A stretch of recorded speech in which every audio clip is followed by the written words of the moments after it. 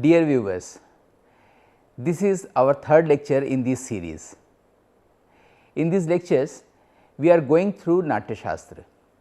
This is a very important ancient treatise which offers art wisdom relevant to ancient, medieval, modern and postmodern periods.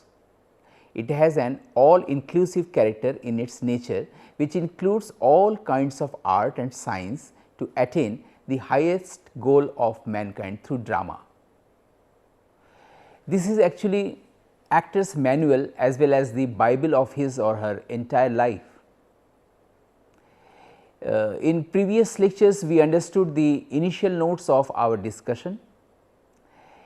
In our entire program, we keep in mind as to why and how are we going to understand this magnum opus. What is our entire subject stuff and what is our methodology to deal with this interesting subject.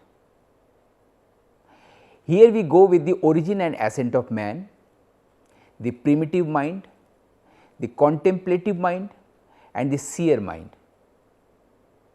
Then we begin with the manifestation of Veda, its attributes and the necessity for the another Veda, Natya Veda or Pancham Veda or the fifth Veda. Then comes the classical division that creates two types of art as classical and folk. This is from our Indus civilization or pre-Vedic to Vedic period. After that, we will understand how to read and learn a Vedic text, that is hermeneutics. Through hermeneutics, one can trace the actual verbal meaning of ancient text written in ancient language, difficult to be deciphered. At the same accent, one can trace the period of that text by the virtue of hermeneutics. Then we learn the Indian connotations of the term consciousness in relation to Western mind, in relation to Indian mind. Then we will proceed towards language and form of ancient texts. At that time, three levels of languages were in used as narrative, mythological and upside down language, already discussed here in our previous lectures. After discussing those languages, we come to the form of language named as dialogical form from the very period of Rig Veda. This is the very basis of communication, leads to the term Sadharanikaran, discussed in Natya Shastra at length. After discussing and learning all these necessary aspects and components of understanding Indian wisdom, we will discuss all 37 chapters of Natya Shastra in a lucid way to grasp, right. So, now we should start with the origin and ascent of man as Indian mind. Man came out of nothing. Life appears automatically as we find life appears into existence beneath a stone, even though there is no trace of life force as chlorophyll process etc. Or as we see flying insects appeared in rainy season without any first cause. We never ask for their first father. Indian wisdom says ontologically life came from the house of God, and scientifically, as Taittiriya Upanishad assures, there exist 5 sheets in nature called kosha in Hindi.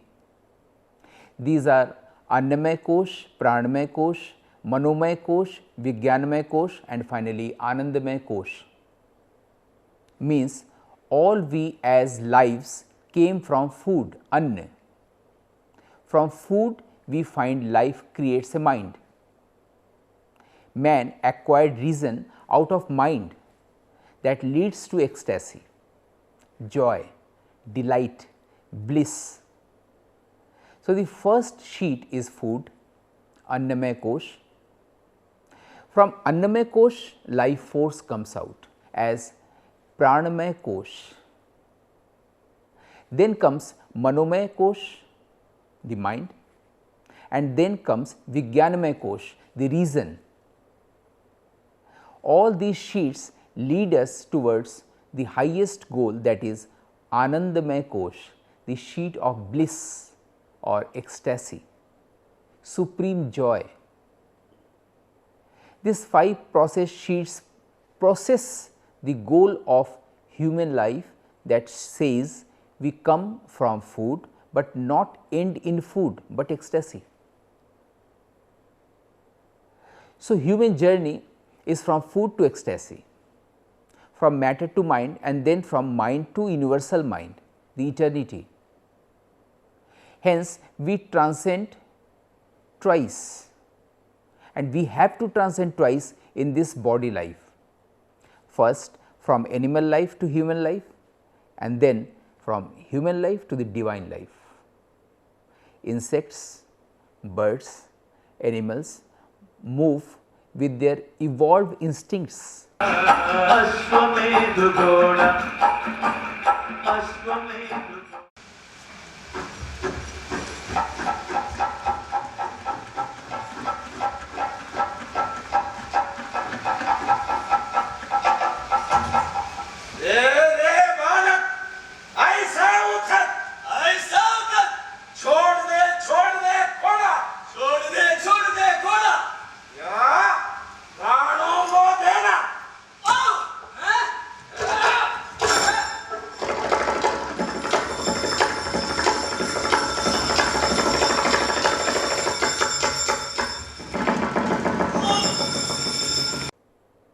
That we also have acquired through evolution from reptile to mammalian. But human life is distinct from all forms of material lives in the sense of something else. In the sense that only in human life there is a possibility to attain divinity. So, how human life is precious we can see. Divine life means a life devoid of decay and death, full of timeless energy, the immortal existence. This is our origin and ascent. In this perspective, life as Pranamaya Kosh, the sheet of vital life force, brought about our Manomaya Kosh, the mind of a man. This mind was primitive in instinct in cave period.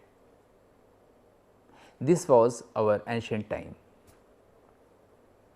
The concepts of lithic, monolithic, neolithic are Western, whereas the concepts of sheets are Indian. Here differs Indian mind from the Western mind in terms of origin and ascent of human life. Later we will see how the term consciousness differs in both minds. So, earlier it was primitive mind, moves with the guidelines of instinct, evolved with birds and animals in time immemorial. Man was like animal, used to behave like animals. The primitive mind had 2 wonders, one is procreation and the other is death.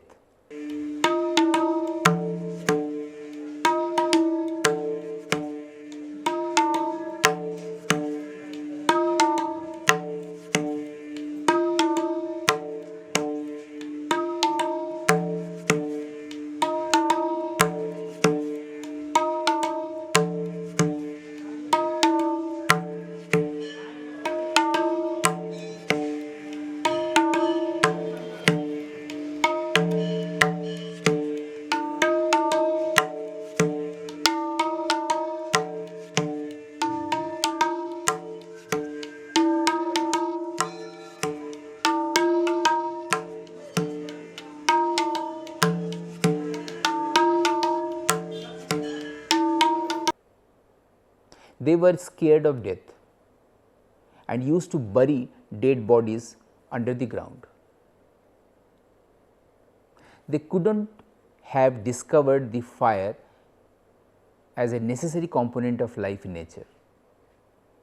Therefore, out of fear they thought and contemplated for the first time whether there is any possibility of a deathless life. In time, this contemplative mind led to the mind of a seer. Seer was one who perceives the inapparent apparition of truth.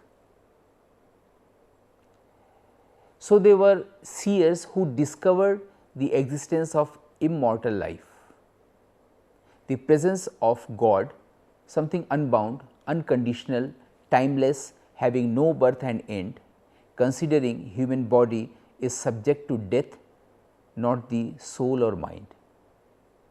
Or a human limited mind can be transformed in a universal mind.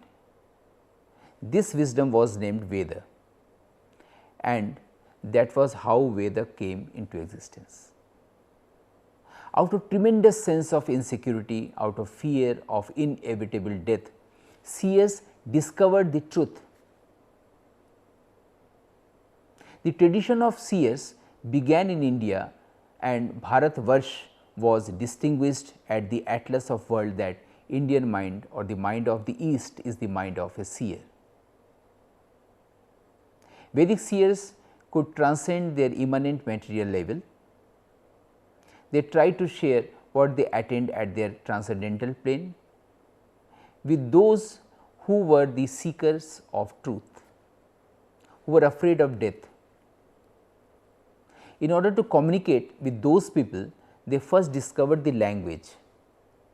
Rig Veda is the first literary expression in the history of mankind. Rig Veda begins with the origin of language.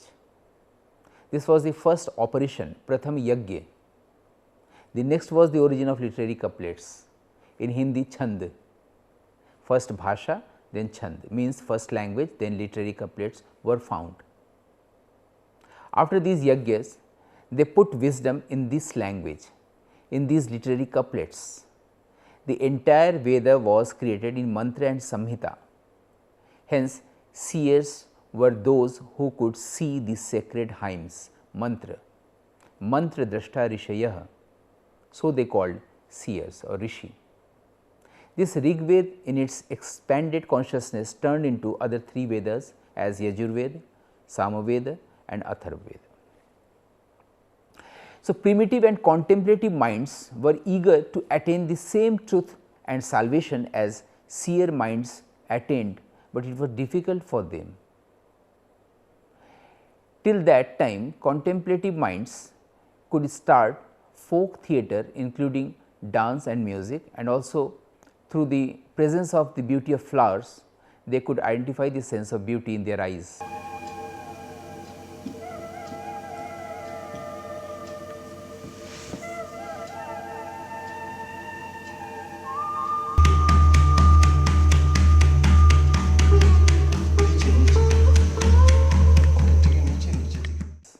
But the path of yoga was difficult for them, for all. In order to understand Veda, even other Vedic seers found it difficult, discovered other disciplines as grammar, etymology, logic, mathematics, etc. Means Vyakaran, Nirukti Shastra, Nyaya, Ganit, Jyamiti, etc. All Indian disciplines in Vedic period were discovered just to understand Veda. Thus, other seers approached and looked for a competent one who could find another way for the common masses. Observing art in people's life, seer mind meditated and discovered a way. They had then two ways in their hands to attain the truth. One was yoga, already discovered by them, and the next was the way through Nad, the primordial unstruck sound. This is the story found in the first chapter of Natya Shastra. Put into different terms, that when four monks led by monk Atreya as the representative of people approached monk Bharat to create another Veda for all that should be read by all, including downtrodden classes and the women, and should be artistically interesting, Bharat created Natya Shastra. Now, through Nad, one can attain the supreme bliss, for the path of yoga was difficult to all. It takes numerous births to practice, numerous lives. After this required orientation, we are entering deep into the levels of the text, that is the compendium of all arts first prescribed from Indian seer mind, that is Natya Shastra or Pancham Veda. The text, the treatise, all 27 chapters are found in book form, some have 36 chapters. During British period, Asiatic Society was found in Calcutta, Dhaka and Bombay to trace, rediscover and restore ancient Indian wisdom. According to findings of any chapter or some chapters along with its commentary, Society started publishing it in a series called Bibliotheca Indica. Since 1926 to 1966, we could find all 37 chapters published in book form from different publications like Nirnay Sagar Place, Bombay, Gaikwad Oriental Series, Baroda and Chokhamba Sanskrit Series, Banaras. But till date, in spite of having the entire text, it is very difficult for students to grasp the verbal meaning of these verses written in Sanskrit, translated in English, Hindi and Bengali. For this reason, we need to understand hermeneutics, means how to read an ancient text, a biblical or Vedic text. In our previous episodes, we have already discussed in brief what hermeneutics is. Now, we will see its application to understand a Vedic text, for example, Pancham Veda or Natya Shastra. Hermeneutics is a way to help readers decipher the intentional meanings and hidden intentions scripted skillfully in the text. With the help of hermeneutics, you can unveil and unfold so many things as you require. For example, we can find acting methods from Natya Shastra, as Indian actors are taught and conditioned through drama schools in the acting methods prescribed by Stanislavski, Meyerhold, Brest, Grodsky and others. Indian actors do not know that they have their own acting methods, for they could not utilize hermeneutics in order to find out their own way to act. This we will learn in our next lecture class. Thank you.